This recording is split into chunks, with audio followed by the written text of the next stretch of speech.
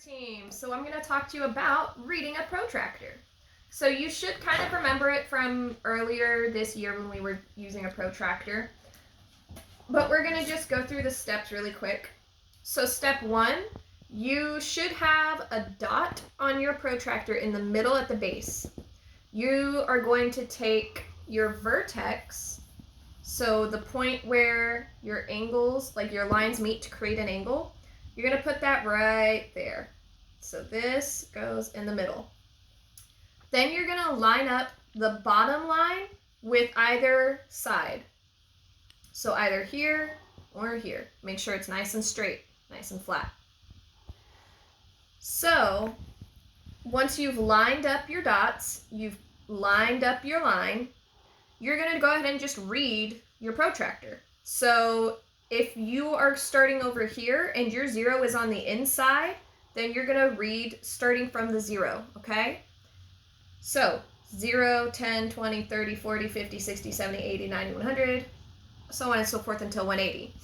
Let's say that your angle's pointing over here and your 0's on this side, on the outside, you're going to read your outside numbers.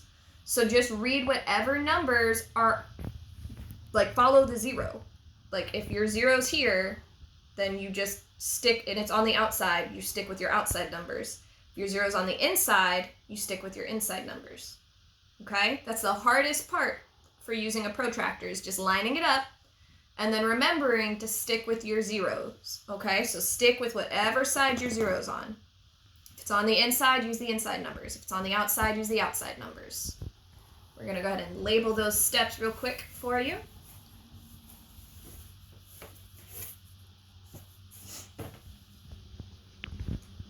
Step 1, line up your dot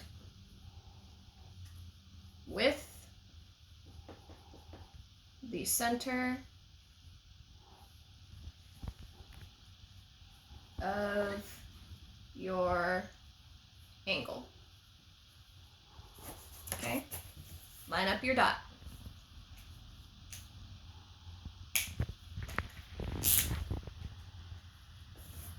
Step 2,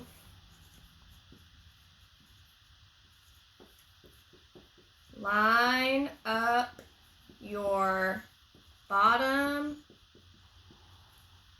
line of your angle with your protractor line. So I'd line up this bottom part of my angle with the line right here.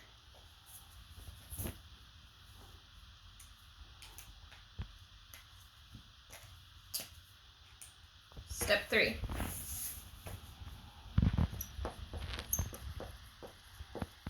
Start from 0.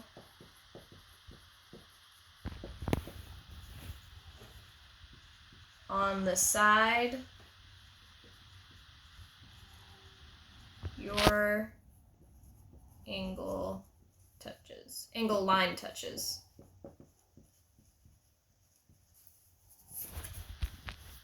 Okay, so I'm going to leave that there for a minute in case you need to take a picture or a screenshot. So let's say I've got an angle. I line it up right here, line my line up here, and it goes like that. So I've put my center dot in the vertex, right, where my lines meet, and I've lined up my line here. I can see that my 0 is on the inside, so I'm going to start here. 0, 10, 20, 30, 40, 50.